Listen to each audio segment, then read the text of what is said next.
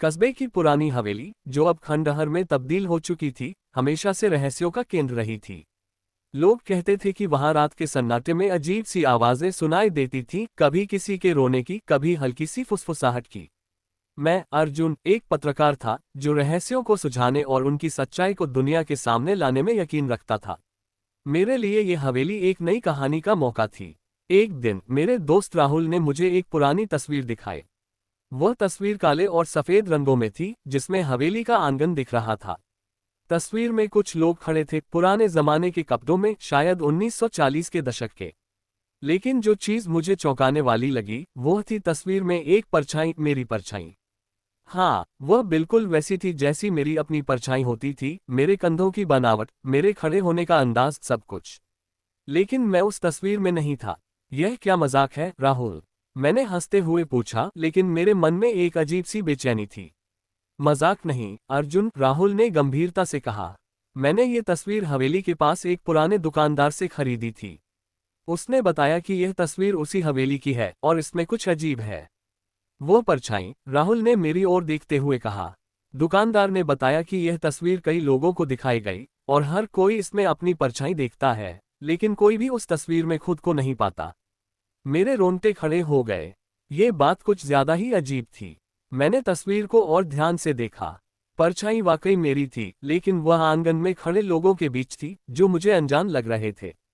मैंने फैसला किया कि मुझे इस तस्वीर की सच्चाई जाननी होगी। अगले दिन मैं और राहुल हवेली की ओर निकल पड़े।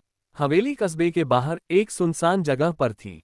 चारों ओर घने जंगल और ऊंची ऊंची दीवारें थीं, जो इसे और भी रहस्यमयी बनाती थीं। जैसे ही हम हवेली के मुख्य द्वार पर पहुंचे, एक ठंडी हवा का झोंका आया और मुझे लगा जैसे कोई मेरे कंधे पर हाथ रखकर फुसफुसाया हो। मैंने पीछे मुड़कर देखा, लेकिन वहां कोई नहीं था। तुझे भी कुछ अजीब लग रहा है ना? राहुल ने मेरी ओर देखते हुए कहा। हाँ, लेकिन हम अब पीछे नहीं हट सकते, मैंने जवाब दिया, हालांकि मेरे मन में डर बैठ रहा था। हवेली के अंदर का नजारा और भी डरावना था। दीवारों पर पुराने चित्र लटके हुए थे, जिनमें लोग ऐसे दिख रहे थे जैसे वे हमें घूर रहे हों। फर्श पर धूल की मोटी परत जमी थी और हवा में एक अजीब सी गंध थी, जैसे कुछ सड़ रहा हो। हमने आंगन की ओर बढ़ना शुरू किया, वही आंगन जो तस्वीर में दिखा था। आंगन में पहुंचते ही मेरी नजर एक पुराने कुएं पर पड़ी। वह कुआं तस्वीर में नहीं था। मैंने राहुल को तस्वीर दिखाए और कहा, देख, ये कुआं तस्वीर में नहीं है। शायद इसे बाद में बनाया गया, राहुल ने अनुमान लगाया। लेकिन मेरे मन में कुछ और ही चल रहा था। मैंने कुएं के पास जाकर देखा। उसका मुंह अंधेरे से भरा था और उसमें से ठंडी हवा आ रही थी। तभी मुझे एक आवाज सुनाई दी, हल्की लेकिन साफ। अर्जुन, मेरे नाम की फुसफुसाहट। मैं डर के मारे पीछे हट गया। राहुल, तूने वो सुना? मैंने पूछा। क्या? राहुल ने हैरानी से कहा।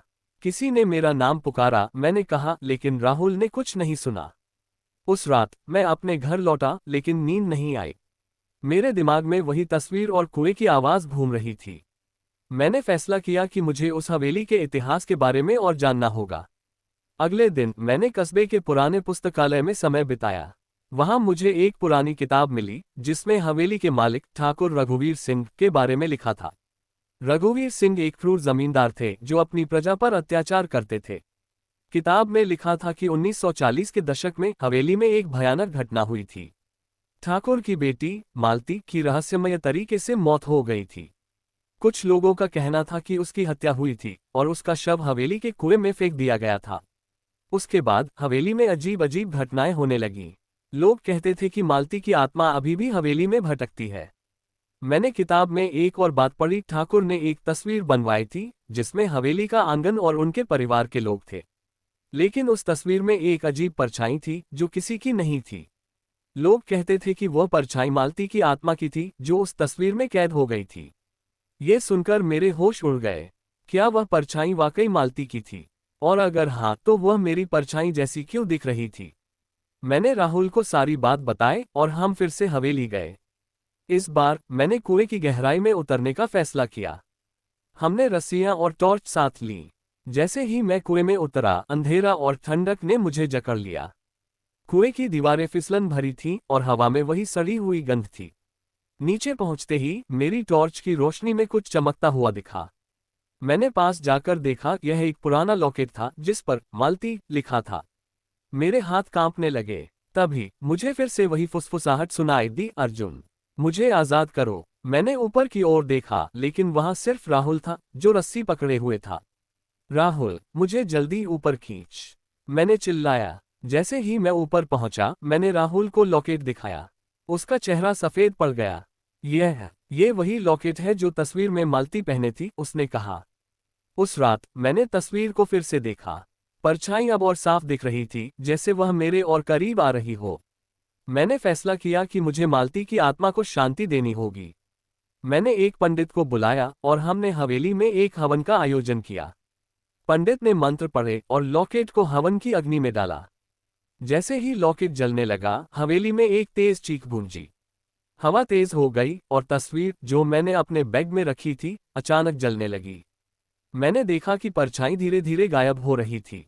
उसके बाद हवेली में कभी कोई अजीब आवाज नहीं सुनी गई। लेकिन मेरे मन में एक सवाल हमेशा रहा, वह परछाई मेरी क्यों थी? क्या मालती मुझे कुछ बताना चाहती थी, या ये सिर्फ एक संयोग था?